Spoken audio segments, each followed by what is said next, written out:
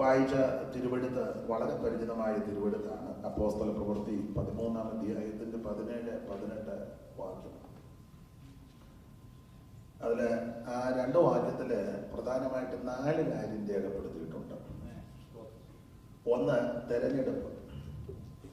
2, തെരഞ്ഞെടുത്തവരെ വർദ്ധിപ്പിച്ചു. 3, ദൈവം അവരെ പുറപ്പെടുവിച്ചു. 4-ാമത്തെ പദം അല്പം ബുദ്ധിമുട്ടാണ്. ഇവരെ സഹായിച്ചു.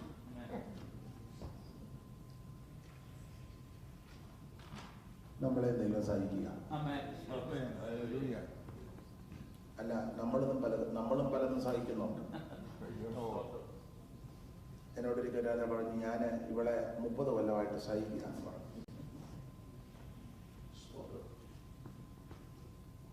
ഒരമ്മ പറഞ്ഞു, 45 കൊല്ലമായിട്ട് ഞാനിതിനെ സഹിക്കുക. ഇങ്ങോട്ട് കൊല്ലാനോ ഇല്ല, നമ്മൾ സഹിക്കുക. പിള്ളേരെ സഹിക്കുകയല്ലേ.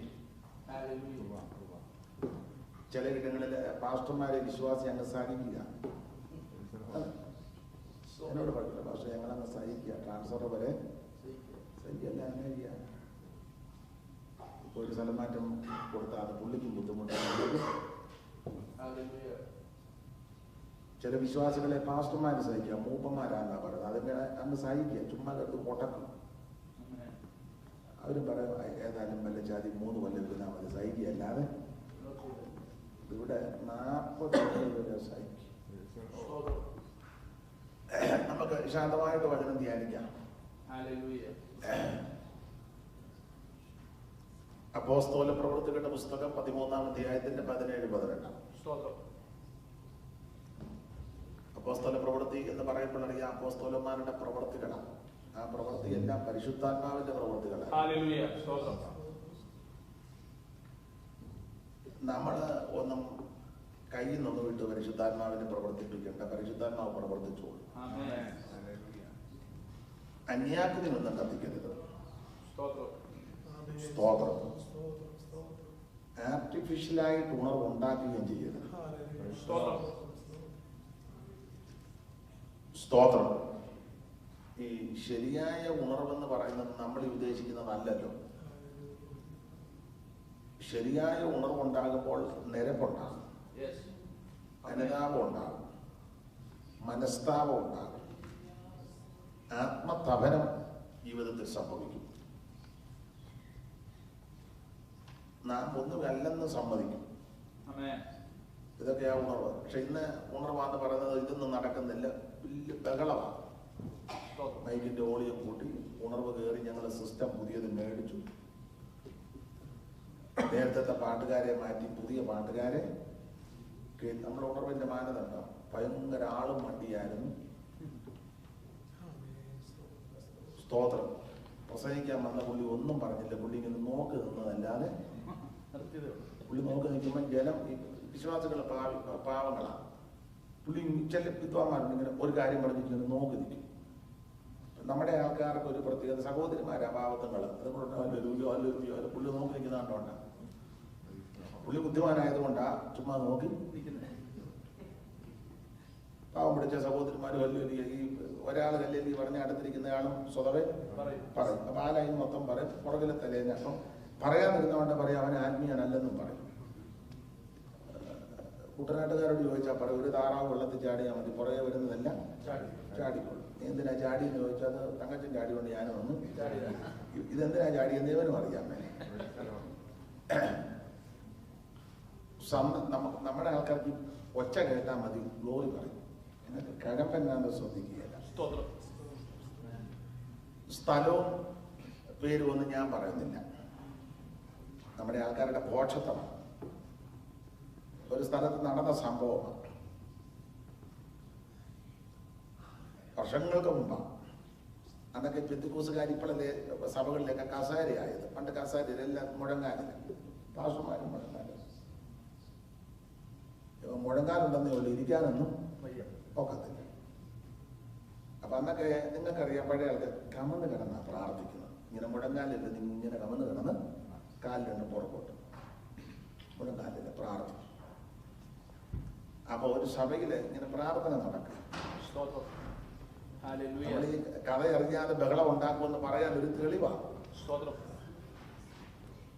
അവരെല്ലാവരും കമന്ന് കിടന്ന് പ്രാർത്ഥിക്കുക. അപ്പോൾ അവിടെ ഒരു സഹോദരി, ഞാൻ പേര് മാറ്റുക, വേറെ ആളല്ല, കാരണം ഇനി അവർ ഓൺലൈനിലുണ്ടല്ലോ, അവരുടെ ബന്ധുക്കളുണ്ടെങ്കിൽ അത് പ്രയാസം വരും, അത് സ്ഥലമൊന്നും പറയുന്നില്ല. അപ്പൊ ഈ സഹോദരി ഇച്ചിരി പ്രാർത്ഥനക്കാരി, പുള്ളിക്കാരി കമന്ന് കിടന്ന് പ്രാർത്ഥിക്കും, എല്ലാവരും കമന്ന് കിടന്ന് പ്രാർത്ഥിക്കും. അപ്പൊ ഒരു പൊടിക്കുഞ്ഞ് മുട്ടയിൽ ഇഴഞ്ഞു കിടക്കുന്ന കുഞ്ഞ് മുട്ടയെ നീന്തി ഇവരിങ്ങനെ കമന്ന് കിടക്കുകയല്ലേ, ഇവരുടെ ഈ പുറകുവശത്ത് കുഞ്ഞി എന്ന് ഒരു കടി, പല്ല് കുരുത്ത് വരുന്ന സമയമാണ്, ഓർക്കാപ്പുറത്തുള്ള കടിയ കുഞ്ഞല്ലേ, കടിച്ച് ഇത് പിടിച്ചപ്പോ ഇവര് പ്രാർത്ഥനയുടെ അലറി. ഇവരെ അലറി ഇത് കൊച്ചി കടിച്ചു പിടിച്ചിരിക്കുക. എല്ലാരും കമന്ന് കിടക്കുന്നതുകൊണ്ട് ഇതെന്നതാ വിഷയമെന്ന്. അപ്പം കമന്ന് കിടന്നവരോടൊത്തു സഹോദരി ഒത്തു വെളിപ്പാട് കണ്ടതിനെ ശാസിക്കാന്ന് പറഞ്ഞ് എല്ലാവരും ആത്മാവിലായി.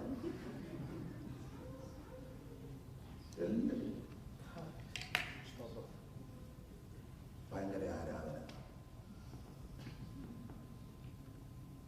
കൊച്ചു കടി വിട്ടു, ഇവരും ആത്മാവിലായി. ഇതിന്റെ മൂലകാരണം നിങ്ങൾ മനസ്സിലായോ? നമ്മുടെ ആൾക്കാർക്ക് എന്തെങ്കിലും ശബ്ദം കേട്ടാൽ മതി, എല്ലാവരുടെയും കാര്യമല്ല, ഇതെന്താ എന്നതാണ് തിരിച്ച്, അത് അങ്ങനെയുള്ള ഇതൊന്നുമില്ല. വേറൊരു വീട്ടിലെ കള്ളം കയറി അവര് ഒരുമാതിരി വിവരമുള്ള കള്ളന്മാരാ, ലോറി വാതിക്കൽ ഇട്ടേച്ച് സാധനം പുറക്കി കയറ്റുകാർ. അപ്പൊ അപ്പുറത്തുകാരെല്ലാം കണ്ട് അവരോട് ഇവര് വീട് മാറുക, കാരണം ആരുമായിട്ട് ഒട്ടവും ബന്ധവും ഇല്ലല്ലോ. അങ്ങനെയുള്ള ആൾക്കാരുണ്ട്, അയലത്തുകാരോട് സഹകരണമൊന്നും ഇല്ലാത്ത ആൾക്കാരുണ്ട്, മിണ്ടുകയില്ല. കാരണം അവരുടെ മിണ്ടിയാൽ ചിലപ്പോൾ അവർക്ക് എന്തെങ്കിലും ഗുണം ചെയ്യേണ്ടി വന്നാൽ നമ്മൾ മിണ്ടാതിരുന്നേക്കാക്കി. അപ്പൊ ഈ ലോഡ് കൊണ്ടുവന്നിട്ട് സാധനം പിറക്കുന്ന അപ്പുറത്തുകാർ കാണുന്നുണ്ട്, അപ്പൊ അവര് ധരിച്ചത് വീട് മാറുകായിരിക്കും, സംശയമൊന്നുമില്ല. അപ്പം ഈ വന്നവരെ അപഹരിക്കാൻ വന്നവരെല്ലാം ഒരുമാതിരിപ്പെട്ട സാധനമെല്ലാം ലോറിയെ കയറ്റി ഒടുവിൽ ആ സ്ത്രീ കിടക്കുന്ന റൂമിൽ ചെന്ന്, അവിടെ ഭർത്താവ് ഗൾഫില്ല, റൂമിൽ ചെന്ന് അത് തുറന്നു. അപ്പൊ ഇവര് മയക്കത്തില്ല. അപ്പം കള്ളന് ടോർച്ചടിച്ചപ്പോ ഇവരുടെ കണ്ണിന്റെ അവിടെ ഇവരോട് ദർശനം കാണുമായിരുന്നു. അവർ ചില സുബോധമുണ്ട്, ഇറുക്കിയ നടച്ചു. അല്ല, അത് ഗുണമായി. ഞാൻ അവരോട് പറഞ്ഞത് ഗുണമായി, കാരണം അന്നേരം ബഹളം ഉണ്ടാക്കിയിരുന്ന ചിലപ്പോൾ അവരെ കൊന്നേരം. അപ്പൊ നമ്മൾ ഈ കാര്യങ്ങളും കാരണങ്ങളും ഒന്നും ശ്രദ്ധിക്കാറില്ല, അതാണ് നമ്മുടെ പലരുടെയും ഉണർവ്. അപ്പൊ ഞാൻ സൂചിപ്പിച്ചത് ഇതെന്താ കാര്യമെന്ന് മനസ്സിലാക്കി വേണം, കഥ അറിയാതൊന്നും ചെയ്യരുത്. ചെല്ലു പറയത്തില്ല ഒരു നല്ല ഹല്ലേലൂയ പറഞ്ഞാട്ടെ, അപ്പൊ അതിന്റെ അർത്ഥം ചീത്ത ഹല്ലേലൂയ ഏതാണ്ട് ഉണ്ടെന്നുള്ളതാണ്. പിന്നെ നമ്മുടെ ആൾക്കാരുണ്ട്, ഞാൻ എന്നെയും കൂടെ പ്രതിയാക്കിയ പറഞ്ഞ് കൈ കൊണ്ടുവന്നിട്ടുള്ളവരെല്ലാം കൈ ഒന്ന് ആരെങ്കിലും കൈ വീട്ടിൽ വെച്ച് വരുമോ? അതൊക്കെ കേൾക്കുമ്പോൾ ഒരു എന്തുവാ ഒരു ഇന്നലെ കൊച്ചുവാൻ പറഞ്ഞു, ഒരു ഒക്കലാടിയ കൈ കൊണ്ടുവന്നിട്ടുള്ളവരെല്ലാം ഇത് നിർബന്ധിച്ചും സമ്മർദ്ദം ചെലുത്തിയും പരപ്രേരണ കൊണ്ട് ചെയ്യേണ്ട കാര്യമല്ല. അല്ല, വചനം കേൾക്കുമ്പോൾ തന്നെ സ്തോത്രം പറയും. വചനം കേൾക്കുമ്പോൾ അത് ഹൃദയത്തിൽ അവർക്ക് തന്നെ പറഞ്ഞോളൂ. നമ്മൾ പറയണ്ടെന്ന് പറഞ്ഞാലും അവർ പറയും സ്തോത്രം. അത് നിർബന്ധിക്കൊന്നും വേണ്ട. ഇന്ന് എല്ലാം ആർട്ടിഫിഷ്യലായിട്ട് ഉണർവ് ഉണ്ടാകും, ഇല്ലാത്ത ഉണർവ് ഉണ്ടാകും. അങ്ങനത്തെ ഉണ്ട്. ആട്ടെ, ഞാൻ ആ ഭാഗത്തേക്ക് ഇപ്പൊ പോകുന്നില്ല, ചിലർക്കത് പ്രയാസമായി തോന്നിയാൽ എന്തോ ചെയ്യും. അപ്പൊ അതുകൊണ്ട് ആ ഭാഗത്തേക്ക് പോകുന്നില്ല. നമ്മുടെ അകത്ത് തന്നെ അതിന്റെ വ്യത്യാസം ഉണ്ടാകും. നമുക്ക് ദൈവവചനത്തിൽ നിന്ന് ചില കാര്യങ്ങൾ ചിന്തിക്കാം. ഒന്നുകൂടെ ആ വാക്യം വായിച്ചു, 17-18. ഇസ്രായേൽ ജനത്തിന്റെ ദൈവം നമ്മുടെ പിതാക്കന്മാരെ തിരഞ്ഞെടുത്തു. ഒന്ന് പിതാക്കന്മാരെ തെരഞ്ഞെടുത്തു. അടുത്തത് മിസ്രൈം ദേശത്തിലെ പ്രവാസകാലത്ത് ജനത്തെ വർദ്ധിപ്പിച്ചു. 2 ദൈവം ഇവരെ വർദ്ധിപ്പിച്ചു. അടുത്തത് ഭുജവീര്യം കൊണ്ട് അവിടെ നിന്ന് പുറപ്പെടുവിച്ചു. 3 ദൈവം തമ്പുരാൻ ഇവരെ പുറപ്പെടുവിച്ചു. അടുത്തത് മരുഭൂമിയിൽ 40 സംവത്സര കാലത്തോളം അവരുടെ സ്വഭാവം സഹിച്ചു. 4 ഇവരെ ദൈവം സഹിച്ചു. കരുത്തനാം അവൻ കരത്തിനാൽ പിടിച്ചിരിക്കയാൽ, കരുത്തനാം അവൻ കരത്തിനാൽ പിടിച്ചാൽ, ഒരുത്തനും പിടിച്ചുവ പിരിക്കുവാൻ കഴിഞ്ഞില്ല. വിരുദ്ധമായി വരുന്നതൊന്നും ഏതുമേ ഭയന്നിട. വിരുദ്ധമായി വരുന്നതൊന്നും തുമേ ഭയന്നിട. ഇതെന്തു ഭാഗ്യം ചേർന്നു ഞാനിതാ. ഇതെന്തു ഭാഗ്യം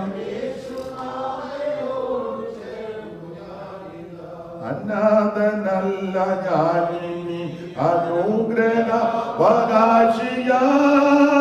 അനാഥനല്ല ഇനി അനുഗ്രഹവകാശിയായി. അനാദി നിർണയ പ്രകാരം എന്നെയും വിളിക്കയാൽ, വിനാശമില്ലെനിക്കിനി അനാമയം വസിച്ചിടാ. വിനാശമില്ലെനിക്കിനി അനാമയം വസിച്ചിടാ. ഇതെന്തു ഭാഗ്യം ഞാനിതാ. ഇതെന്തു ഭാഗ്യം നശിക്കും ഈ ധരയ്ക്കോ ഇതിലുള്ളതൊക്കെ എങ്കിലും. നശിക്കും ഈ ധരയ്ക്കോ ഇതിലുള്ളതൊക്കെ എങ്കിലും. നശിക്കയില്ല നാഥന അവന്റെ വാക്കൊരിക്കലും. വസിച്ചിട അതിൽ രസിച്ചു വിശ്വസിച്ചു നിശ്ചയം. വസിച്ചിട അതിൽ രസിച്ചു വിശ്വസിച്ചു നിശ്ചയം. ഇതെന്തു ഭാഗ്യം ചേർന്നു ഞാനിതാ. ഇതെന്തു ഭാഗ്യം ചേർന്നു ഞാനിതാ. ഇത്ര ശ്രേഷ്ഠനാഥൻ എന്റെ മിത്രമായി ഭവിച്ചു. ഇത്ര ശ്രേഷ്ഠനാഥൻ എന്റെ മിത്രമായി ഭവിച്ചു. ഇതെന്തു ഭാഗ്യം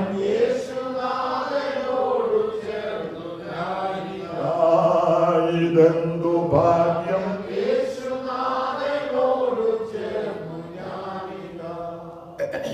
അപ്പോസ്തല പ്രവർത്തകരുടെ പുസ്തകം 1-2 കാര്യങ്ങൾ ഓർമ്മിച്ച് മുമ്പോട്ട് വരാം. 1-ാം അധ്യായത്തില് കർത്താവ് സ്വർഗാരോഹണം ചെയ്യുകയാണ്. ശിഷ്യവൃന്ദങ്ങളെയെല്ലാം കൂട്ടിക്കൊണ്ട് ബഥാന്യോളം ചെന്ന് അവരോട് അന്ത്യകൽപ്പന കൊടുത്തു. മത്തായി 28, മർക്കോസ് 16, ലൂക്കോസ് 24, അപ്പോസ്തല പ്രവൃത്തി 1-ാം അധ്യായം അതിലെ 8 മുതൽ താഴോട്ട് അന്ത്യകൽപ്പന കൊടുക്കുക. ഇവർക്ക് കൊടുത്തിട്ട് അവര് നോക്കി നിൽക്കുമ്പോൾ ആ യേശു മേളിലോട്ട് പോയതില്ല. അല്ലാതെ ആരും കാണാതെ ഉണ്ടായിരുന്ന ആളല്ല. അങ്ങനെ പോയ പല ആൾക്കാരുണ്ട്. ആൾക്കാരെ കളിപ്പിച്ചേച്ച് പോയ ആൾക്കാരുണ്ട്. എവിടെയോട്ടാ പോയെന്ന് പോലും ആർക്കും അറിയാൻ മേല. നമ്മളേക്കും എങ്ങനെ ഇന്നാളൊരാൾ പറഞ്ഞു പുള്ളി മാഞ്ഞു പോയതാണ്. യേശു മാഞ്ഞു പോയതല്ല, കാണാതെ പോയ ആളല്ല. അവർ നോക്കി നിൽക്കുമ്പോഴാണ് മേളിലോട്ട് പോയത്. പോയ സ്ഥലം അവർക്കറിയാം, മേളിലോട്ടാണ്. എന്നോട് ഒരിക്കലും പറഞ്ഞു, ഞങ്ങളുടെ പേരുമൊന്നും പറഞ്ഞതിന് ഇപ്പോൾ അടി കൂടെ പോയിക്കൊണ്ടിരിക്കുകയാണ് പുള്ളി. ഞാൻ പറഞ്ഞു അത് സത്യമാണെന്ന് പറഞ്ഞു. യേശു മേളിലോട്ടാണ് പോയത്. അല്ല, അതിനാ മേളിലോട്ട് പോയത്? മേളിൽ നിന്നാണ് വന്നത്. ദൈവരൂപത്തിലേക്ക് ദൈവത്തോടുള്ള സമത്വം മുറുകെ പിടിച്ചു കൊള്ളണമെന്ന് വിചാരിക്കാതെ ദാസരൂപം എടുത്ത് വേഷത്തിൽ മനുഷ്യനായി മുകളിൽ നിന്നാ വന്നേ. വന്നിടത്തോട്ട് പോയി. ഇനിയും വരും. അത് പറഞ്ഞിട്ട് ആർക്കും വലിയ സന്തോഷമില്ല. അപ്പൊ യേശുക്രിസ്തു വീണ്ടും വരും. അപ്പൊ ഇവര് നോക്കി നിൽക്കുമ്പോൾ ക്രിസ്തു മുകളിലേക്ക് പോയി. ഒരു മേഘം വന്ന് മൂടി അവിടുത്തെ മറച്ചു. മേഘത്താൽ മറയപ്പെട്ടെങ്കിലും ഇവര് ഇമ വെട്ടിക്കാതെ നോക്കി നിൽക്കുക. എന്നാലും വെള്ളവസ്ത്രം ധരിച്ച രണ്ട് പുരുഷന്മാർ. ഒന്ന് വായിച്ച ആ വാക്യം ഒന്ന് വായിച്ച, എടുത്തെങ്കിലും ഒന്ന് വായിച്ചു. അവർ പോകുന്നേരം നന്നായിട്ട് അവർ പോകുന്നേരം അവർ ആകാശത്തിലേക്ക് ഉറ്റുനോക്കുമ്പോൾ. ഒന്നുകൂടെ വായിച്ചു. അവൻ പോകുന്നേരം അവർ ആകാശത്തിലേക്ക് ഉറ്റുനോക്കുമ്പോൾ. അവിടുന്ന് സ്വർഗത്തിലേക്ക് പോകുന്നേരം ഇവരെല്ലാവരും കൂടെ ആകാശത്തിലേക്ക് ഉറ്റുനോക്കുക. വെള്ളവസ്ത്രം ധരിച്ച രണ്ട് പുരുഷന്മാർ. അപ്പം ഇടയ്ക്ക് കയറിയൊരു കാര്യം പറയാം. വെള്ളവസ്ത്രത്തിന് പ്രാധാന്യമുണ്ട്. ഉണ്ടാകുന്നല്ലോ എടുത്ത് പറഞ്ഞത്. നമ്മുടെ ഉപദേശം വെള്ളയ്ക്കൊന്നും വലിയ പ്രാധാന്യം, വസ്ത്രത്തിന് പ്രാധാന്യം ഇല്ല. വസ്ത്രത്തെ അല്ല, ഹൃദയങ്ങളെ തന്നെ. അങ്ങനെ വാക്യം അങ്ങനെ ഞാൻ എതിർക്കുന്നില്ല. എന്നാലും വെള്ളയ്ക്ക് പ്രാധാന്യമുണ്ട്. അല്ലെ പിന്നെ എടുത്ത് അല്ലെ വെള്ളയ്ക്ക് വലിയ പ്രാധാന്യമില്ലെങ്കിൽ ഇങ്ങനെ എഴുതിയാൽ മതിയായിരുന്നു. വസ്ത്രം ധരിച്ച രണ്ട് പുരുഷന്മാരും. വസ്ത്രത്തിന് വലിയ പ്രാധാന്യമില്ലെങ്കിൽ കളറിന് മനസ്സിലാകുന്നില്ല. കളറിന് വലിയ പ്രാധാന്യമില്ലെങ്കിൽ വേണം ഇങ്ങനെ എഴുതിയാൽ മതിയായിരുന്നു. വസ്ത്രം ധരിച്ച രണ്ട് പുരുഷന്മാരും. പക്ഷെ അങ്ങനെ പ്രാധാന്യമുള്ളത് കൊണ്ടാണ് എടുത്ത് പറഞ്ഞത് വെള്ള വസ്ത്രം. ഒന്നുകൂടെ വായിച്ചോ, കേക്കട്ടെ എല്ലാവരും. അവൻ പോകുന്നേരം അവർ ആകാശത്തിലേക്ക് ഉറ്റുനോക്കുമ്പോൾ വെള്ളവസ്ത്രം ധരിച്ച. മതി എന്തിനാ ഒത്തിരി വായിക്കുന്നത്? ഭാഗ്യങ്ങൾ ഇഷ്ടം പോലെ ഉണ്ട്.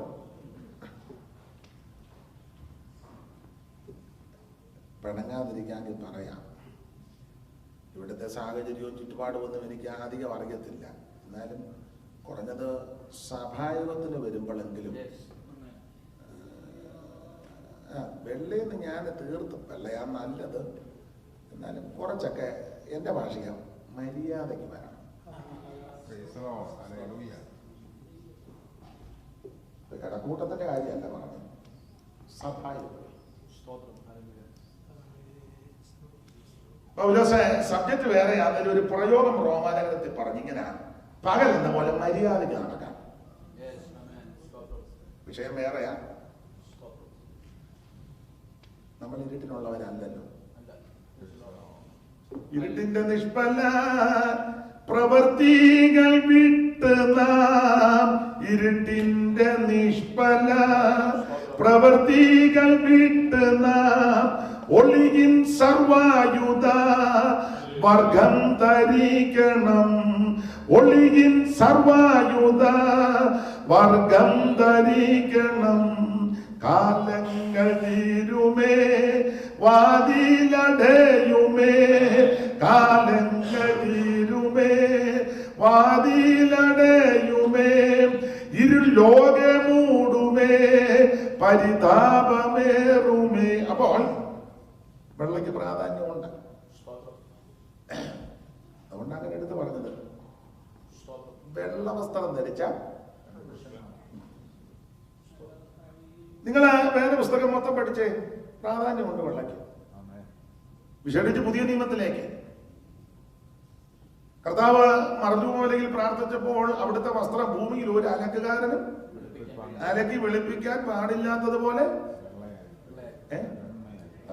ഞാൻ എഴുതിയതൊന്നുമല്ല, എന്നെ ഇങ്ങനെ തുറച്ചു നോക്കാൻ ഞാൻ എഴുതിയതല്ല. വെളിപാട് പുസ്തകത്തിലേക്ക് വരുമ്പം നല്ല പ്രയോഗങ്ങളാ. ജയിക്കുന്നവന് ഞാന് നിങ്ങൾക്ക് അതെല്ലാം അറിയാം. ഞാനോടത്ത് അറിയത്തില്ല, അതാന്ന് പറഞ്ഞേച്ച് പോകാന്ന് ഓർത്താവാം. വെള്ളക്കല്ല് പ്രാണിയിലല്ല. വെള്ളക്കല്ല് ഒരാൾ പറഞ്ഞു വെള്ളക്കല്ലിലോട്ട് പോകാം, എനിക്ക് വേണ്ടാന്ന് പറഞ്ഞു. ജയിക്കുന്നതിന് സ്തോത്രം. അല്ല, കർത്താവിനെ അങ്ങനെ തന്നെ. വസ്ത്രമെല്ലാം വെള്ള, ഒരലക്കുകാരനും അവിടുത്തെ മഹത്വ പ്രത്യക്ഷത തേജസ്കരിക്കപ്പെട്ട ക്രിസ്തുവിനെ ദർശിക്കുമ്പോൾ തലമുടിയെല്ലാം വെള്ളയാണ്. വെളുത്ത് എങ്ങനെ എഴുതിയിരുന്നത്? ഹിമം പോലെ നല്ല വെള്ള. എനിക്ക് നല്ല ഡൈ ഇല്ലാഞ്ഞിട്ടായിരിക്കാം വെള്ളയാണ്. അവിടുത്തെ തൃപ്പാദത്തെ പറ്റി എഴുതിയിരിക്കുന്നത് ചുട്ട് പഴിപ്പിച്ച വെള്ളോട് അങ്ങനെ എഴുതിയിരിക്കുന്നത്, വെള്ളോട്.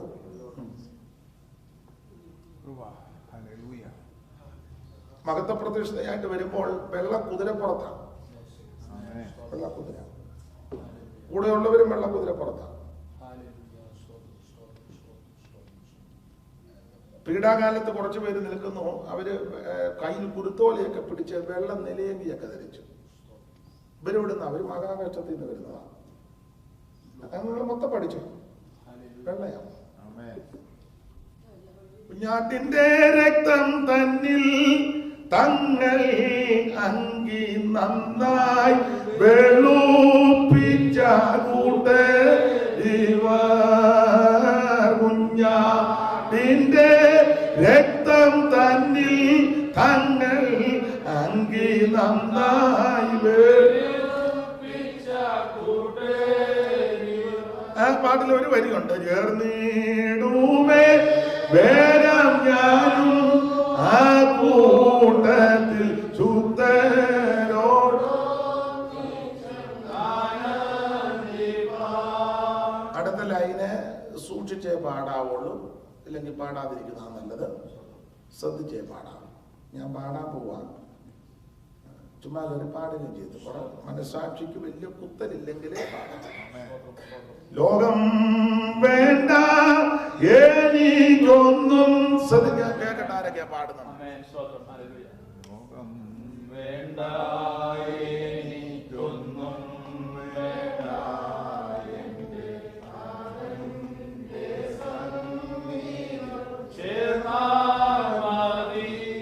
ആട്ടെ, നിങ്ങൾ കൂടെ പാടിയതിനെ അഭിനന്ദിക്കുന്നു. സാധാരണ ചിലടത്ത് പറയുമ്പോൾ എനിക്ക് ഒരു പാടാനില്ല. അപ്പൊ എന്തായാലും കൊള്ളാം, വളരെ നല്ല വാക്യങ്ങളാണ്. വെള്ളവസ്ത്രം ധരിച്ച രണ്ട് പുരുഷന്മാർ. വായിച്ചോ. വെള്ളവസ്ത്രം ധരിച്ച രണ്ട് പുരുഷന്മാര്. അവൻ പോകുന്നേരം അവർ ആകാശത്തിലേക്ക് ഉറ്റുനോക്കുമ്പോൾ വെള്ളവസ്ത്രം ധരിച്ച രണ്ട് പുരുഷന്മാർ അവിടെ രണ്ട് പുരുഷന്മാരെന്നാ, രണ്ട് ദൂതന്മാരാ. ലൂക്കോസിന്റെ സുവിശേഷമൊക്കെ പഠിക്കുമ്പോ രണ്ട് ദൂതന്മാര്. ഈ രണ്ട് ദൂതന്മാര് പറയുക, ഗലീല പുരുഷന്മാരെ, നിങ്ങൾ ആകാശത്തിലേക്ക് നോക്കി നിൽക്കുന്നത് എന്ത്? നിങ്ങളെല്ലാരും കൂടി ആകാശത്തിലേക്ക് നോക്കി നിൽക്കുന്നത് എന്ത്? നിങ്ങളെ വിട്ട് സ്വർഗാരോഹണം ചെയ്ത ഈ യേശു. അത് എടുത്ത് പറഞ്ഞു, ഈ യേശു. അതിനാ വേറെ യേശുവായിട്ട് ആൾക്കാർ വരും, തന്നെ യേശുവാന്നും പറഞ്ഞു വരും. ആൾക്കാരെല്ലാം കൂടെ യേശു ആക്കിക്കൊണ്ട് വരും. അനുയായികളെല്ലാം കൂടെ യേശു ആക്കും. അങ്ങനെയൊക്കെ കക്ഷികളും അന്ന് മുതലേ വന്നല്ലോ. അക്കാലത്ത് കൊണ്ടായിരുന്നു വേറെ യേശു. പിന്നെ ഇഷ്ടംപോലെ ആൾക്കാർ വന്നുകൊണ്ടിരിക്കുക, ഇപ്പോഴും ഉണ്ട്. നിങ്ങളെ തെറ്റിദ്ധരിക്കരുത്. ഈ യേശു പാപികൾക്ക് വേണ്ടി ജീവനെ തന്ന യേശു, മനുഷ്യവർഗത്തിന് വേണ്ടി രക്തം ചിന്തിയ യേശു, പാപത്തെ മോചിക്കുന്ന യേശു. സ്തോത്രം. നമുക്ക് വേണ്ടി പങ്കപ്പാടുകളും പീഡകളും സഹിച്ച് ക്രൂശിൽ മരിച്ച യേശു. തെറ്റരുത്. ഈ യേശു.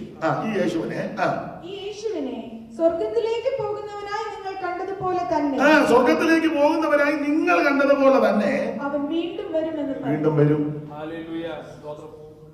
കർത്താവായതിനു മുമ്പ് ഇവരോട് പറഞ്ഞു, നിങ്ങൾ എന്നോട് കേട്ട പിതാവിന്റെ വാഗ്ദത്തത്തിനായിട്ട് കാത്തിരിക്കണം, യെരൂശലേം വിട്ടു പോകരുത്. യോഹന്നാൻ 14 പറഞ്ഞു, നിങ്ങളുടെ ഹൃദയം കലങ്ങിയും പോകരുത്. ഒന്ന് കലങ്ങി പോകരുത്. നിങ്ങൾ യെരൂശലേം വിട്ട് ഇപ്പൊ പോവുകയും ചെയ്യരുത്. കാത്തിരിക്കണം. അങ്ങനെ അവർ കാത്തിരുന്നു. ആ 1-ാം അധ്യായത്തിൽ കാത്തിരുന്നവരെ പറ്റി ഒരു പ്രയോഗം, 120 പേര് കൂടുന്ന ഒരു സംഘം, അങ്ങനെ എഴുതിയേക്കാം. 120 പേര് കൂടുന്നവര് അങ്ങനെയല്ലേ എഴുതിയേക്കുന്നത്. 15-ാം വാക്യമാണെന്ന് തോന്നുന്നു. വായിച്ചു. ആ കാലത്ത് ഏകദേശം 120 പേരുള്ള ഒരു സംഘം. ഈ സംഘത്തിന്റെ ഒരു പ്രത്യേകത എന്നല്ല, ഒരു ഇവര് ആരും ആത്മസ്നാനം പ്രാപിച്ചവരല്ല, സംഘം. അപ്പൊ ആത്മസ്നാനം പ്രാപിക്കാത്തതെല്ലാം സംഘമാണ്. നാട്ടിലൊക്കെ ഉണ്ട് സഹകരണ സംഘം. അതുപോലെ ഒരു സംഘം. അപ്പൊ 1-ാം അധ്യായത്തിൽ 120 പേരെ പരാമർശിക്കുന്ന ഒരു പദം സംഘം. ഇവരിങ്ങനെ കാത്തിരിക്കുക. അവിടെ അരുളി ചെയ്യുന്നത് പോലെ 2-ാം അധ്യായത്തിൽ പരിശുദ്ധാത്മാവ് വന്ന് ഓരോരുത്തരുടെ മേൽ പതിഞ്ഞു. അഗ്നിയാല പോലെ പിളർന്നിരിക്കുന്ന നാവുകള് വായിച്ചേ. അക്കാലത്ത് പെന്തക്കോസ്ത് നാൾ വന്നപ്പോൾ എല്ലാവരും ഒരു സ്ഥലത്ത് ഒന്നിച്ചു കൂടിയിരുന്നു. അങ്ങനെ എല്ലാരും ഒരു സ്ഥലത്ത് ഒന്നിച്ച്, നല്ല പദങ്ങളാ. എല്ലാരും പല സ്ഥലത്ത് വിഘടിച്ചിരുന്നല്ല. ഇപ്പൊ എന്നാ തീ ഇറങ്ങാത്ത? എല്ലാരും പല സ്ഥലത്ത് വിഘടിച്ച് ഇരിക്കുക. എല്ലാരും ഒരു സ്ഥലത്ത് ഒന്നിച്ചു കൂടിയാലേ ഇത് നടക്കുകയുള്ളൂ. അവർ യോഗം വെച്ചാൽ ഇവിടുന്ന് അങ്ങോട്ട് പോകുകയില്ല, ഇവിടെ യോഗം വെച്ചാൽ അവർ ഇങ്ങോട്ടും വരികയില്ല. എല്ലാം തരം തിരിച്ച് north centre, south centre, west, east ഒരു സമയപ്പെട്ടവരാ. പിന്നെ ഐക്യ കൺവെൻഷൻ നടത്തും. ആർക്കെങ്കിലും ഒരാൾക്ക് ഒരു അവസരം കൊടുക്കാതിരുന്ന പിറ്റേ പ്രാവശ്യം ഇല്ല, അതോടെ ഐക്യം തീർന്നു. ഇവിടെ എല്ലാവരും ഒരുമിച്ച് ഒരു സ്ഥലത്ത്. ഒന്നുകൂടെ വായിച്ചു. പെന്തക്കോസ്ത് നാൾ വന്നപ്പോൾ എല്ലാവരും ഒരു സ്ഥലത്ത് ഒന്നിച്ചു കൂടി. അങ്ങനെ വേണം. പിന്നെ പെട്ടെന്ന് കൊടിയ കാറ്റടിക്കുന്നത് പോലെ ആകാശത്തിൽ നിന്ന് ഒരു മുഴക്കമുണ്ടായി. ഇങ്ങനെ ഇരുന്നെങ്കിലേ ഇങ്ങനെ മുഴക്കം വരുവുള്ളൂ. ഇല്ല, നമ്മൾ ചുമ്മാ മുഴക്കിക്കൊണ്ടിരിക്കും. ഇപ്പൊ നമ്മുടെ മുഴക്കമേ കേൾക്കുന്നുള്ളല്ലോ, പരിശുദ്ധാത്മാവിന്റെ മുഴക്കം കേൾക്കുന്നില്ല. ഞാൻ സഹിതം പറയും, ഇങ്ങനെ കാണിക്കും, ഓളിയം കൂട്ടാനായി പറയും. അതിന്റെ മുടക്കം ഞാൻ എന്നെയും കൂടെ പ്രതിയാക്കിയാ പറയും. വിളിക്കുമ്പോൾ ചോദിക്കും എത്ര വാട്സിന്റെ ആണ്, എത്രയുടെ. പിന്നെ അവര് പറയാം 5000-ന്റെ ഒക്കുകയല്ല, ഒക്കത്തില്ല.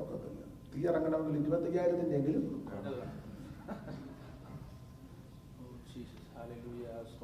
ബഹുമാന്യ PG മാത്യു സാറ് എന്നോടൊരിക്കൽ പറഞ്ഞതാണ്. അദ്ദേഹം ഒരു മാന്യ സഭയിലിരിക്കുമ്പോൾ അവിടെ ഒരു പാസ്റ്റർ വന്നു. ക്ഷണിച്ചു വന്നതല്ല, അദ്ദേഹം അങ്ങനെ ചിലർ ചെല്ലുമല്ലോ, അങ്ങനെ ചെന്നു. അപ്പം PG മാത്യു സാറ് അദ്ദേഹം നല്ല മനുഷ്യനാണ്, അദ്ദേഹം ദൈവകൃപയുള്ള മനുഷ്യനാണ്. അപ്പം അദ്ദേഹത്തെ കൂടെ ബഹുമാനിച്ച് അദ്ദേഹത്തോട് പറഞ്ഞു, അടുത്തിരുന്ന് പറഞ്ഞു, ദൈവരാസൻ ഒരു 5 മിനിറ്റ് സംസാരിക്കണമെന്ന് പറഞ്ഞു. കാരണം ഓർക്കാപ്പുറത്ത് വന്നതല്ലേ, 5 മിനിറ്റ്. അപ്പൊ പുള്ളി PG മാത്യു സാറിനോട് പറഞ്ഞു, 5 മിനിറ്റിന്റെ വെടി എൻ്റെ കയ്യിലില്ലെന്ന്. അപ്പൊ സാർ അവിടെ നിന്ന് ചോദിച്ചു, എത്ര ഇന്ത്യ ഉള്ളതെന്ന് ചോദിച്ചു. അപ്പൊ അദ്ദേഹം പറഞ്ഞു, എൻ്റെ കുറഞ്ഞത് 45 ഇരിക്കുന്നു. അപ്പം PG മാത്യു സാറ് പറഞ്ഞു, അതിവിടെ പൊട്ടുകയല്ല,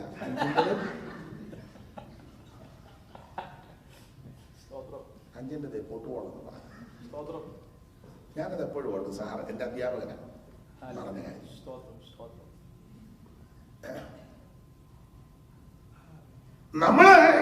നമ്മളങ്ങ് മുടക്കം ഉണ്ടാക്കുക. നമ്മൾ തന്നെ പരസ്യം കൊടുക്കുന്നത് തീയായിരുന്നു. എന്തോ ഞാൻ എൻ്റെ കാര്യം ചോദിക്കട്ടെ, നിങ്ങൾ ഇഷ്ടമുണ്ടെ പറഞ്ഞാൽ മതി, ഇല്ലേ വേണ്ടത് കൊണ്ട് ഉടക്കമൊന്നും ഉണ്ടാക്കണം. ചോണച്ചാൻ്റെ ബാംഗ്ലൂർ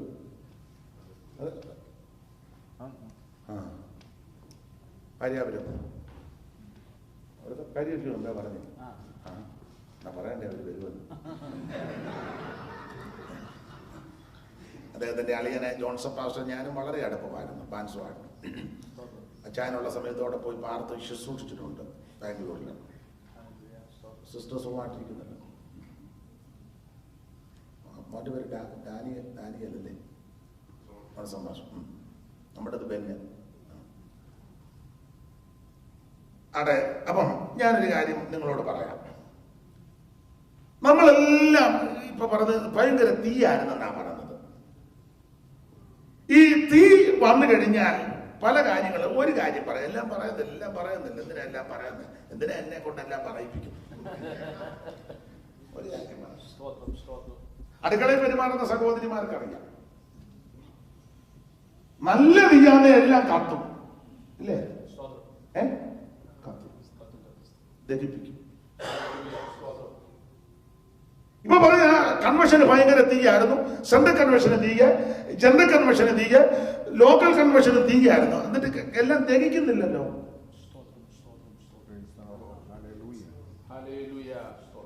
ദഹിക്കുന്നില്ലല്ലോ.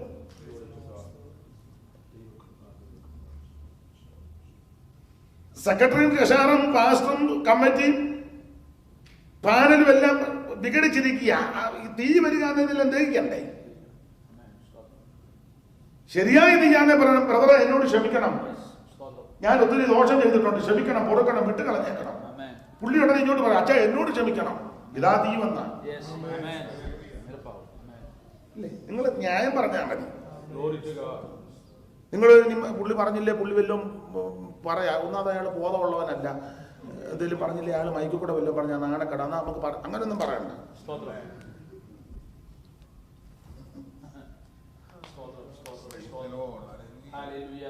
സഹോദരങ്ങളും മിണ്ടിയിട്ട് വർഷം എത്രയായി?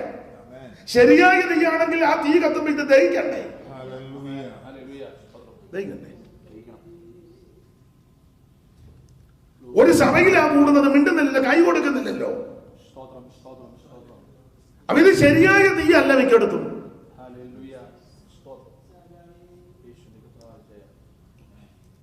സഹോദരങ്ങളെ ചതിച്ചവരില്ലേ? ഞാൻ ഡെൻവറിലെ കാര്യമല്ല പറഞ്ഞ, ഓൺലൈനിൽ ഒത്തിരി പേരുണ്ട്. പൊതുവായ കാര്യമായി പറയുന്നത്. നിങ്ങൾ ചിന്തിക്കരുത്, ഓമാച്ചൻ എന്നെ വിളിക്കുകയും ചെയ്തു, പാസ്റ്റർ അവസരം തന്നു, യോച്ചാന്റെ വീട്ടിൽ താമസിക്കുന്നിടെ ഇയാളെ വിളിച്ചത് മെനക്കേടാണല്ലോ എന്ന് രാത്രി കമന്റ് കൊടുക്കുക. നമുക്ക് രാത്രി തന്നെ പുള്ളി എന്നെ ഒറ്റയ്ക്ക് വിടുകയും ചെയ്തത്, എന്നെ പറിച്ചറിഞ്ഞാൽ ഞാൻ പോവുകയാണ്, അല്ലെ എന്നെ കൊണ്ടാക്കണം. അങ്ങനെയാണ് ഇന്ന് തന്നെ പോകണം. എന്നെ പോകുന്ന കേസ്.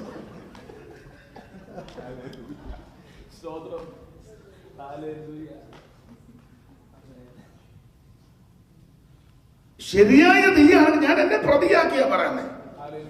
ഒന്നാമത്തെ പൗലോസിന്റെ പദം പറഞ്ഞ, ആ പാപികളിൽ ഒന്നാമൻ ഞാനാ ഒന്നാമത്തെ പ്രതി.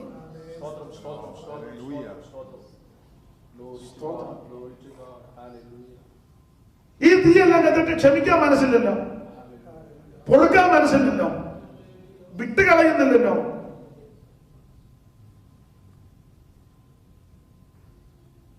ഇത് ശരിയായ തീയല്ല.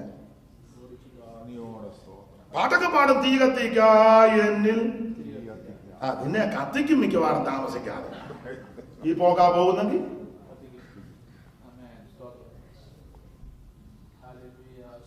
ദൈവത്തിന് മഹത്വം.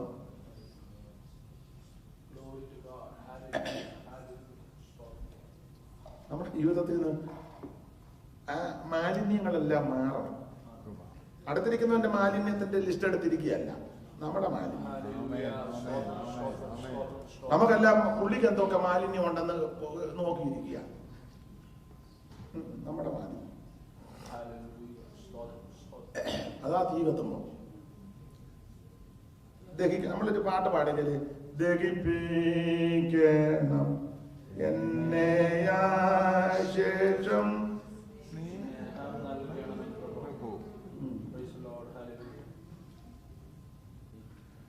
നമ്മളെ നേരെ ഇപ്പൊ തിരിച്ചാ, ദഹിപ്പിക്കണം അവനെ ശേഷം. അവനെ ദഹിപ്പിക്കാനാണ് നമ്മൾ വേണ ഒരു വാക്യവും കൂടെ പറയാം, കർത്താവേ നീ ദഹിപ്പിക്കുന്ന അവനോട്ട് കൊടുത്തോളാം. നമ്മളെ ദഹിപ്പിക്കണം, ആ ബലിപീഠത്തിൽ വെക്കണം. ശരിയായ തീ അതാ. അപ്പൊ എല്ലാരും കൂടെ ഒരുമനപ്പെട്ട് ഒരു സ്ഥലത്ത് ഒന്നിച്ചു കൂടി പെട്ടെന്ന് ആകാശത്തിൽ നിന്ന് ഒരു മുഴക്കമുണ്ടായി. ഒരു വലിയ മുഴക്കം, കാറ്റടിക്കുന്നത് പോലെ, കാറ്റല്ല അടിക്കുന്നത് പോലെ, പിന്നെ ഒരു മുഴക്കം. പിന്നെ അവരിരുന്നിരുന്ന വീട് മുഴുവനും നിറച്ചു. പിന്നെ അഗ്നിജ്വാല പോലെ പിളർന്നിരിക്കുന്ന നാവുകൾ അവർക്ക് പ്രത്യക്ഷമായി. അതുപോലെ ഇതെല്ലാം പോലെയാ കേട്ടോ. പിന്നെ അവരിൽ ഓരോരുത്തന്റെ മേൽ പതിഞ്ഞു. പിന്നെ എല്ലാവരും പരിശുദ്ധാത്മാവ് നിറഞ്ഞവരായി ആത്മാവ് അവർക്ക് ഉച്ചരിപ്പാൻ നൽകിയതുപോലെ അന്യഭാഷകളിൽ സംസാരിച്ചു തുടങ്ങി. ഇനി ആ രണ്ടാം അധ്യായം താഴോട്ട് പഠിച്ചു വരുമ്പോൾ ഇങ്ങനെ അന്യഭാഷകളിൽ സംസാരിച്ചു തുടങ്ങിയ ഈ ഗ്രൂപ്പ്, അവരെ പറ്റി പിന്നെ സംഗമം നല്ല സഭയെന്നാണ്. അപ്പോൾ ഈ ഒന്നാം അധ്യായത്തിൽ ഇത് പ്രാപിക്കാഞ്ഞ സമയത്ത് ഇവരെ പറ്റി സംഘം എന്നാ പറഞ്ഞത്. രണ്ടാം അധ്യായത്തിൽ ഇത് പ്രാപിച്ചു കഴിഞ്ഞപ്പോൾ ഇവരെ പറ്റി പറഞ്ഞത് സംഘം എന്നല്ല, സഭയാണ്. നിങ്ങൾ തരംതിരിച്ച് പഠിച്ചു. അപ്പം സഭ ഏതാ, സംഘം ഏതാന്നൊക്കെ നിങ്ങൾ എന്നെ കൊണ്ട് പറയിപ്പിക്കണം. അതാ സഭ.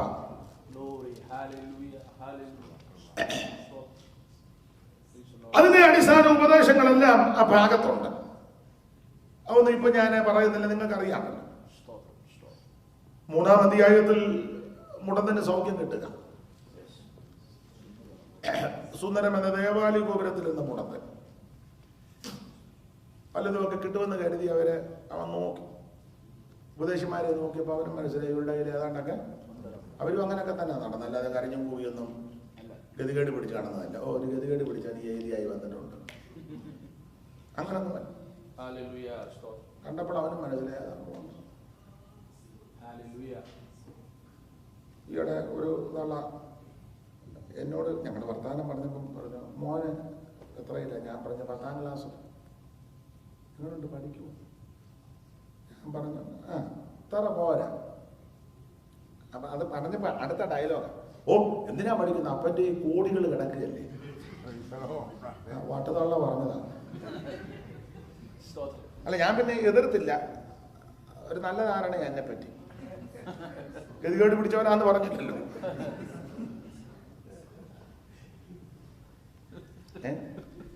ഒരു അത്തപ്പാടിയാന്ന് പറഞ്ഞില്ലല്ലോ. അപ്പൊ അവന്റെ ധാരണ നല്ല ധാരണയാണ്.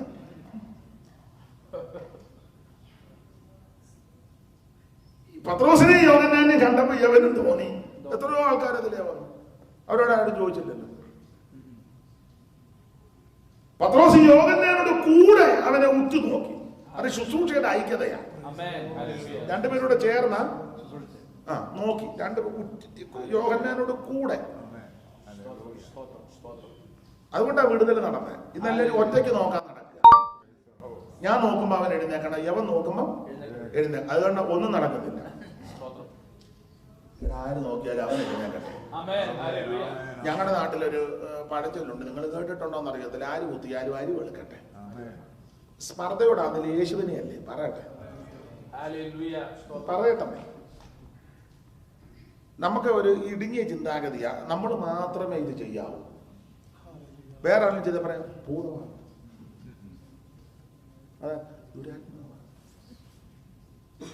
അത് ഈ അത് പണ്ട് കവി പറഞ്ഞു, പൊട്ടക്കുളത്തിൽ പുളകൻ ഫണീന്ദ്രൻ, തട്ടിന്മേൽ എലി മൃഗാതിരാജൻ, കാട്ടാളരിൽ കാപ്പിരി കാമദേവൻ, കട്ടക്കയം കവി കാളിദാസൻ. ഇപ്പോഴത്തെ പിള്ളേർക്ക് മനസ്സിലാകുകയല്ല ഞാൻ പറഞ്ഞു തന്നെയാണ്. പൊട്ടക്കുളത്തിൽ പുളകൻ ഫണീന്ദ്രൻ, പൊട്ടക്കുളത്ത് നല്ല പാമ്പൊന്നും കിടക്കില്ല, ആകെ ഉള്ളത് നീർക്കോലിയും പുളകനാവും. ആ പുളകൻ തന്നെ അവിടെ.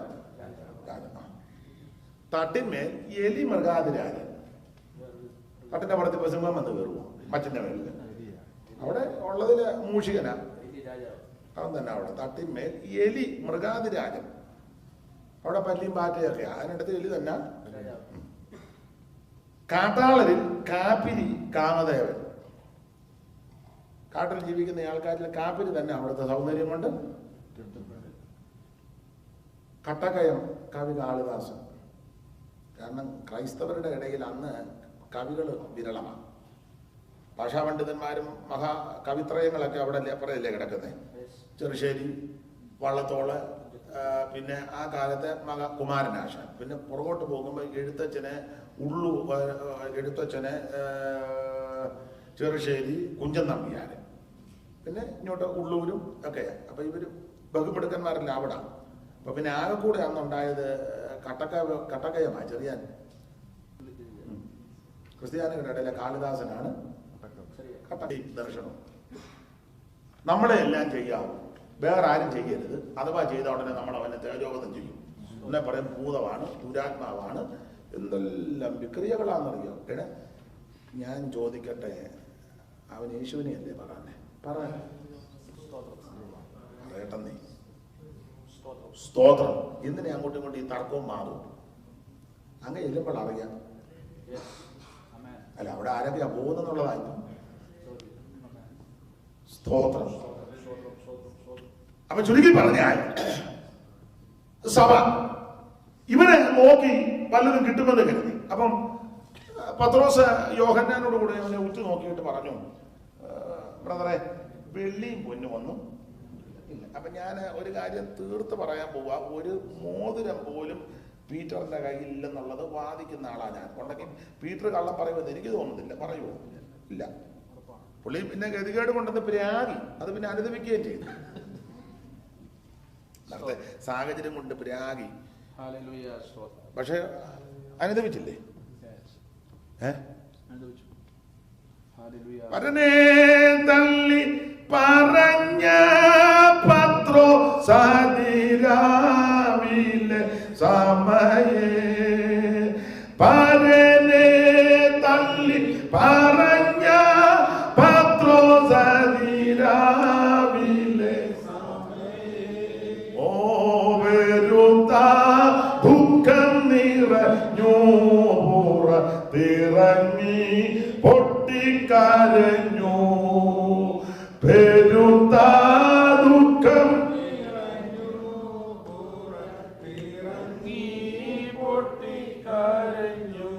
അപ്പൊ നേരത്തെ ആ സാഹചര്യത്തിൽ തള്ളി പറഞ്ഞു, പക്ഷേ എന്ത് വെച്ച് പൊട്ടിക്കരഞ്ഞു.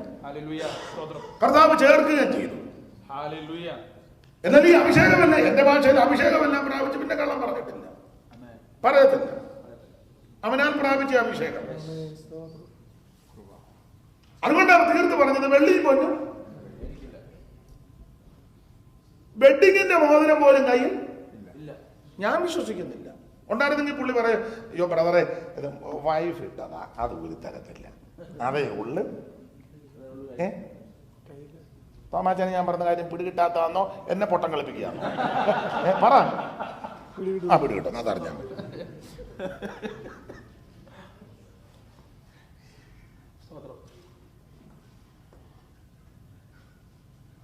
ഗ്രാമിൻ്റെത് പോലും ഇല്ല. ഉണ്ടെങ്കിൽ അങ്ങനെ പറയത്തില്ലല്ലോ. വെള്ളിയും പൊന്നും ഞങ്ങളുടെ പക്കൽ. പക്ഷെ ഒരു കാര്യം പറയാം, നീ വെള്ളിയും പൊന്നും എന്ന് പറഞ്ഞ പൈസ, നീ പണമാ ഉദ്ദേശിച്ചത്. പക്ഷേ നീ ഉദ്ദേശിക്കുന്ന വെള്ളിയും പൊന്നും ഞങ്ങളുടെ കയ്യിലില്ല. പക്ഷേ വെള്ളിയേക്കാൾ പൊന്നിനേക്കാൾ വിലമതിക്കുന്ന ഒന്നുണ്ട്. അത് മറ്റാരുമല്ല, നസറേയനാകുന്ന യേശു. Praise the Lord. വെള്ളിയേക്കാൾ, തങ്കത്തേക്കാൾ, പൊന്നിനേക്കാൾ വിലമതിക്കുന്ന ഒരുവനുണ്ട്. അത് നസറേയനാകുന്ന യേശു. അതാ വചനം. ആരെങ്കിലും വചനമുണ്ടായിരുന്ന വചനം ദൈവത്തോടു കൂടിയായിരുന്നു. ആ വചനം ദൈവമാണ്. ആ വചനം ജഡമായി തീർന്ന് നമ്മുടെ ഇടയിൽ പാർത്തവനാ. ആ വചനം, ആ പൊന്നിനേക്കാൾ വെള്ളിയേക്കാൾ വിലമതിക്കുന്ന വചനം യേശു. യേശുവിനെ തരാം. എഴുന്നേറ്റ് നടക്കും. ക്ഷേമത്തിൽ അവന് നരിയാണ്. അവനെ അങ്ങോട്ടും ഇങ്ങോട്ടും അവര് ട്രില്ല് കളിപ്പിച്ചില്ല. ബ്രദർ അവിടെ ഇങ്ങോട്ട് നടന്നാട്ടെ, ഇനി അങ്ങോട്ട് നടന്നാട്ടെ. അങ്ങനെയൊക്കെ അല്ലേ ഇപ്പം രോഗശാന്തി എടുത്ത് നിങ്ങൾ കണ്ടിട്ടില്ലേ?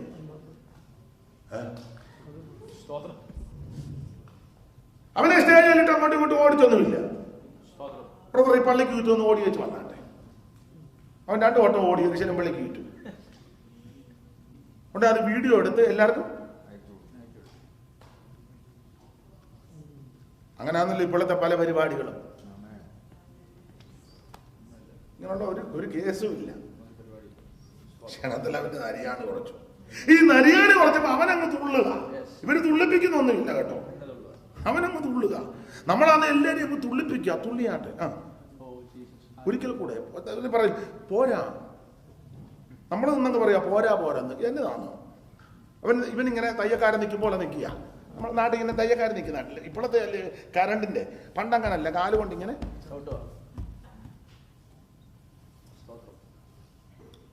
നമ്മൾ ആരെയും ഇളകുവൊന്നും വേണ്ട, നമ്മൾ ആരെയും തുള്ളിപ്പിക്കുകയും വേണ്ട. ഏട്ടാ, കൃപ പ്രാപിച്ചവൻ, അഭിഷേകം പ്രാപിച്ചവൻ, വിടുതൽ പ്രാപിച്ചവൻ, അവൻ അവിടുത്തെ രുചിച്ചറിഞ്ഞവൻ തന്നെ തുള്ളിക്കോളും. തുള്ളിയാട്ടൊന്നും അവനോട് പറയണ്ട. ഇനി അവനോട് തുള്ളണ്ടെന്ന് പറഞ്ഞാലോ അവൻ പറയാം ഞാൻ തുള്ളുന്നു. നമ്മൾ പറയാം ബ്രദർ അധികം തുള്ളരുത്, ഞങ്ങൾ ഈ സഭയിൽ അധികം തുള്ളുന്ന പറയും. എന്നാൽ ഞാൻ വേറെ പോകാന്ന് പറയും. അവൻ തുള്ളും. അവൻ തുള്ളിയും ചാടിയും ദൈവത്തെ മഹത്വപ്പെടുത്തി. ഇവന്റെ ഒരു ക്വാളിറ്റി, തുള്ളിച്ചാടി അവൻ വീട്ടിൽ പോകുകയല്ല, പള്ളിയിൽ ചെന്നുള്ളതാണ്. ദൈവാലയത്തിൽ വന്ന് നമ്മൾ തുള്ളിച്ചാടി പഴയ സ്ഥലത്തോട്ട് പിന്നെയും പോവുക. എന്നിട്ട് പിന്നെ അവിടെ കിടന്നങ്ങ് തുള്ളുക. നമ്മളിങ്ങനെ ഇവിടെ കുറച്ച് പേരെയും കൂടെ എടുക്കാന്ന് ഓർത്താണ് മിക്കവാറും. ഇവൻ തുള്ളിച്ചാടി ദൈവാലയത്തിന്റെ ഉള്ളിൽ വന്ന് ദൈവത്തെ മഹത്വപ്പെടുത്തി. പ്രശ്നമായി. നിങ്ങൾക്ക് ആ ഭാഗമൊക്കെ അറിയാം. കാരണക്കാരാകുന്ന പത്രോസിനെ യോഹന്നാനെ പിടിച്ച് നടുവെറുത്ത് ശാസിച്ചു, പീഡിപ്പിച്ചു. ഈ നാമത്തിൽ മിണ്ടരുത്. ഏത് നാമമാണ്? ശക്തി എന്തോ. പെട്ടെന്ന് പരിശുദ്ധാത്മാവിൽ അങ്ങ് നിറഞ്ഞു. അതാണ് 3-ാം അധ്യായം. 4 ഇവർക്കുണ്ടായ പീഡ. സഭയൊന്നിച്ച് പ്രാർത്ഥിച്ചു. 5-ാം അധ്യായത്തിലേക്ക് വരുമ്പോൾ സ്തോത്ര സഭയുടെ പ്രാരംഭ കാര്യങ്ങൾ കാണുക. ദശാംശം മോട്ടിച്ച വിഷയമൊക്കെ അവിടെ ഉണ്ടല്ലോ, മാറ്റിവെച്ചത്. 6-ാം അധ്യായത്തിൽ സഭയ്ക്കകത്ത് പ്രശ്നമായി. സ്ത്രീകൾ തമ്മിൽ ആ പ്രശ്നം മിക്കടുത്തും അതാണല്ലോ. എല്ലായിടത്തും അല്ലെങ്കിലും മിക്കടുത്തും. പിന്നെ അന്ന് പ്രശ്നം അങ്ങ് പരിഹരിച്ചു. പ്രശ്നം രൂക്ഷമായപ്പോൾ പെണ്ണുങ്ങളെല്ലാം കൂടി ഒരു കമ്മിറ്റി കൂടി ഒരു ബില്ലും പാസ്സാക്കി. ബില്ലുമായിട്ട് പീറ്ററിൻ്റെ ഒക്കെ വന്നു. കുറച്ച് നാളായി സഹിച്ചു. ഞങ്ങൾ ഇന്നലെ അടിയന്തര കമ്മിറ്റി കൂടി ഒരു ബില്ല് പാസ്സാക്കി. പീറ്റർ ചോദിച്ചാൽ എന്തുവാ ബില്ലമ്മാണ്? ഇനിയിപ്പോൾ ആരും വെള്ളം വേണ്ട, പീറ്റർ വെള്ളം ചെയ്യാൻ മതി. നല്ല ബില്ല്. പീറ്റർ പറഞ്ഞാൽ തവീഞ്ഞെടുത്തോന്നല്ല പറഞ്ഞു. പീറ്റർ പറഞ്ഞ് ദൈവവചനം ഉപേക്ഷിച്ച് മേശമേശുന്നത് ഞങ്ങൾക്ക് വിഹിതമല്ല. നിങ്ങളുടെ ഇടയിൽ നിന്ന് ജ്ഞാനവും നല്ല സാക്ഷ്യവും പരിശുദ്ധാത്മാവുള്ള 7 പേരെ തിരഞ്ഞെടുക്കാൻ. അവർ മേശമേശ സൂക്ഷിക്കട്ടെ. ഞങ്ങളോ പ്രാർത്ഥനയിലും വചന ശുശ്രൂഷയിലും. ആ പ്രശ്നം പരിഹരിച്ചെന്നുള്ളതാണ്. പരിഹരിച്ചു. സഭയ്ക്കകത്ത് പ്രശ്നം വരുമ്പോൾ അത് പരിഹരിക്കണം. അത് 2 4 കഷണമാക്കുകയല്ല. അവരെ രമ്യതപ്പെടും. ഇത് ഈ നമ്മുടെ ശുശ്രൂഷ നിരപ്പിന്റെ ശുശ്രൂഷയാണ്. ഇത് കലക്കത്തിന്റെ അല്ല, നിരപ്പിന്റെ ശുശ്രൂഷ. 2 വ്യക്തികൾ തമ്മിൽ അഭിപ്രായ വ്യത്യാസം ഉണ്ടെങ്കിൽ നമ്മളെ ദൈവം അവിടെ അയക്കുന്നത് അവര് രമ്യതപ്പെടാനാണ്, അല്ലാതെ അതിന് എഴുതിക്കാത്ത എണ്ണ ഒഴിച്ചേച്ച് പോകാനല്ല. വിശേഷിച്ച് ഞാൻ ഈ മാതാപിതാക്കളും മക്കളും ഒക്കെ ആയിട്ട് അഭിപ്രായ വ്യത്യാസമുള്ള കേസുകൾ ഞാൻ 2 കൂട്ടർക്കും ഗുണദോഷം പറഞ്ഞു കൊടുക്കും. അങ്ങനെ കൊടുക്കും. അങ്ങനെയാ കൊടുക്കേണ്ടത്. അമ്മയോട് പറഞ്ഞു കൊടുക്കും, അമ്മാമ്മ മക്കളല്ലേ, അങ്ങ് ക്ഷമിക്ക്, അവരോട് ക്ഷമിക്ക്, പോട്ടെ, പിള്ളേരല്ലേ. അമ്മാമ്മയല്ലാതെ പിന്നെ ആരാല്ല, അച്ഛനല്ലാതെ ആരാ ക്ഷമിക്കുന്നേ? അപ്പുറത്തെ അച്ഛൻ ക്ഷമിക്കുമോ? നമ്മളാ ക്ഷമിക്കും. മക്കളോട് എന്ന് പറഞ്ഞു കൊടുക്കും. മാതാപിതാക്കൾ അവരെ ബഹുമാനിക്കണം, അവരെ ആദരിക്കണം. ഇരുന്ന കാലത്തോളം ഇനി ഇരിക്കുകയല്ല. തള്ള ചവിട്ടിയ പിള്ളയ്ക്ക് കേടില്ലെന്ന് ഇത് അങ്ങനെ പറഞ്ഞു കൊടുക്കണം. അല്ല, അങ്ങനെ കൊടുക്കുന്നതുകൊണ്ടൊരു ഗുണം പറയാം. നമുക്ക് 2 കൂട്ടരെയും കാണുമ്പോൾ നമ്മൾ പമ്മണ്ട. ചിലർ 2 കൂട്ടരോട് വരുമ്പോൾ ചിലർ പമ്മും. അവർ പറഞ്ഞു ഞാൻ ഇന്ന് സമയത്തിന് വരുന്നില്ല, അവർ 2 പേരും വരുമെന്നാ. കാരണം 2 ഇടത്തും ചെന്ന് സ്ക്രൂ വെച്ച് കൊടുത്താൽ ചായ വന്നിരിക്കുന്നത്. അമ്മയോട് പറഞ്ഞു കൊടുത്തു, അല്ലെ അപ്പനോട് പറഞ്ഞു കൊടുത്തു, ഒരു കാരണവശാലും ചോറ് വിട്ടു കൊടുക്കരുത്, കൊക്കിന് ജീവനുള്ള കാലത്തോളം. പിള്ളേരോട് എന്ന് പറഞ്ഞു കൊടുത്തത്, ഒരു കാരണവശാലും നീ അവസാനം ഇവർ തമ്മിൽ രമ്യതപ്പെടുമ്പോൾ അപ്പനും മോനും അല്ലെ അമ്മയും മോളോട് പറയും. എന്നാലും നമ്മൾ നാളെ ഒരു ചെറിയ അഭിപ്രായ വ്യത്യാസം ചെന്നപ്പം അയാൾ പറഞ്ഞു വന്നത് പിന്നെ അവരൊരു തീരുമാനം എടുക്കും. ഇനി അയാളെ കണ്ട അന്നേരം നമുക്ക് അങ്ങനെയുണ്ട്. വല്ല കാര്യമുള്ള കാര്യമാണ്. ഞാൻ വെറുതെ പറഞ്ഞതല്ല. ഒരമ്മയും മോനുമായിട്ട് അഭിപ്രായ വ്യത്യാസം വന്നു. അമ്മയോട് ഞാൻ പറഞ്ഞു കൊടുത്തത് അങ്ങനെ. ഒത്തിരി കാര്യമുണ്ടോ? അതിൽ ഒരു സംഭവം പറഞ്ഞതോടെ ഞാൻ പറഞ്ഞു, മോനാ ക്ഷമിക്കണം, നിങ്ങളല്ലാതെ പിന്നെ ആരാ ക്ഷമിക്കുന്നേ? നിങ്ങളാ ക്ഷമിക്കേണ്ടത്. അവനോട് എന്ന് പറഞ്ഞു കൊടുത്തരാ, കാശ് കൊടുത്താൽ ചിലപ്പോൾ അമ്മയെ കിട്ടും, പക്ഷെ നിന്റെ അമ്മയോളം വെക്കുകയല്ല. നാട്ടിലൊരു ചൊല്ലുണ്ട്, ഉപ്പോളം വെക്കും ഉപ്പിലിട്ടത്.